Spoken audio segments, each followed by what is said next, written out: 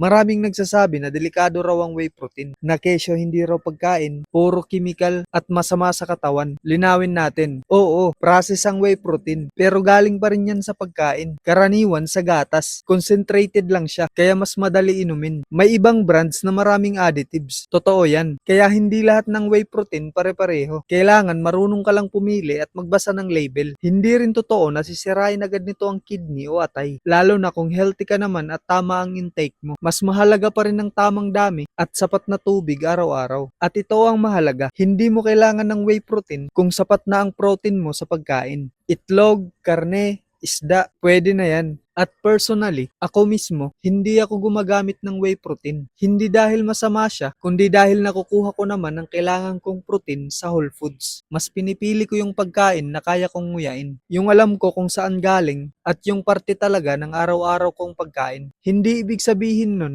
na mali yung paggamit ng whey protein. Iba-iba tayo ng sitwasyon, oras at pangangailangan. Ang mahalaga, alam mo kung bakit mo ginagawa ang isang bagay. Hindi dahil sa uso, hindi dahil may nagsabi online. Whole foods muna, supplements kung kailangan. Simple lang, consistency pa rin ang magdadala ng resulta.